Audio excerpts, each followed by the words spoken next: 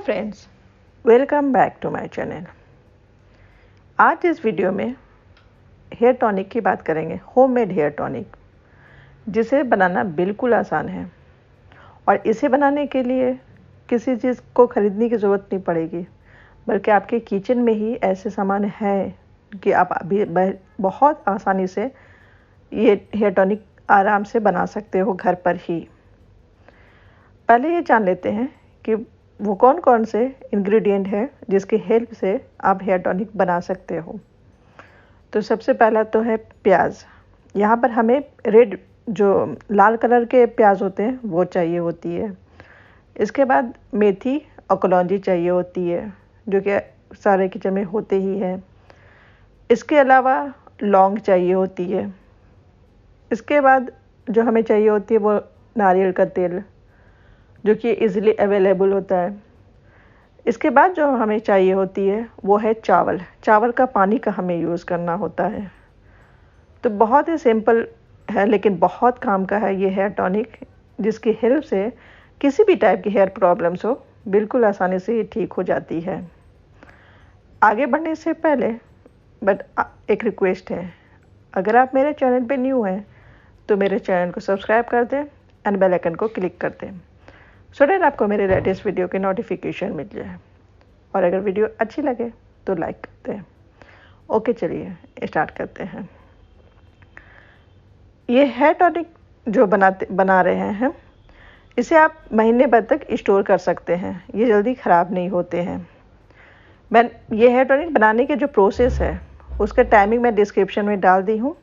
आप चाहें तो डायरेक्ट उस टाइमिंग पे जाके हेयर टॉनिक बनाने के जो प्रोसेस है वो देख सकते हो। अब ये जानते हैं कि फ़ायदे क्या क्या हैं। जो मैंने सामान इंग्रेडिएंट यूज़ किए हैं उसके फ़ायदे क्या क्या हैं। जो सामान हमें यूज़ करना है वो है प्याज। प्याज लाल वाले यूज़ करना है, रेड रंग के जो प्याज होते हैं वही यूज़ करना है। प्याज का रस जो होता है बालों के लिए कई तरह से फ़ायदेमंद होता है। प्याज का रस बालों की जड़ों में अगर डायरेक्ट सिर्फ लगा दिया जाए तब भी फंगल इन्फेक्शन को ये पनपने नहीं देते हैं, और इसे हमारी जो सर की जो स्किन होती है ना वो हेल्दी बनी रहती है और बाल भी मजबूत होते हैं, लंबे होते हैं। इसके अलावा प्याज का रस लगाने से बाल चमकदार भी बनते हैं और घने भी बनते हैं।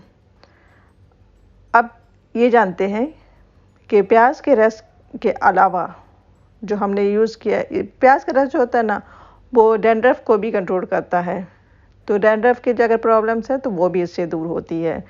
नेक्स्ट जो हमने यूज़ किया है वो है मेथी। मेथी भी बालों के लिए कमाल का साबित होता है। मेथी जो होता है ना वो हेल्दी बनाए रखता है बालों को और मजबूत बनाए रखता है। अगर आप सिर्फ मेथी का हेयर पैक भी लगाते हो तो इससे हेयर फॉल की प्रॉब्लम्स दूर होती है। अगर समय वक्त से पहले जो वाइट बाल हो जाते हैं या फिर रूसी हो गई है तो इस तरह की प्रॉब्लम्स जो होती है तो उससे छुटकारा मिलता है। मेथी का अगर आप सिर्फ मेथी भी लगाते हो तब भी फ़ायदा मिलता है, और ये बालों को मजबूत तो करता ही है, हेल्दी बनाए रखता है। और इवन मेथी नहीं तो मेथी का पानी भी, अगर आप मेथी को भिगो दें और उस पानी से भी अगर आप बाल धोते हैं तो भी काफ़ी फ़ायदेमंद होता है। इसके लिए जस्ट आपको मेथी अगर भिगो दिया रात में, सुबह इस पानी का आपको इस्तेमाल करना है, इसे बाल को धोना है। अगर आपके बाल बहुत ज़्यादा रूखे ड्राई है तो आप मेथी का पानी या यूज़ करें, या फिर मेथी को पीस करके अगर आप यूज़ करते हो तो आपके जो ये प्रॉब्लम्स है वो दूर हो जाती है।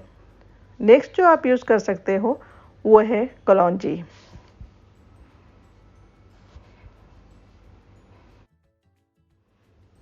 मैंने जब इसमें हेयर टॉनिक के रूप में यूज़ किया है, कलौंजी भी यूज़ किया है। कलौंजी से होता क्या है कि बाल काला करने में हेल्प मिलती है।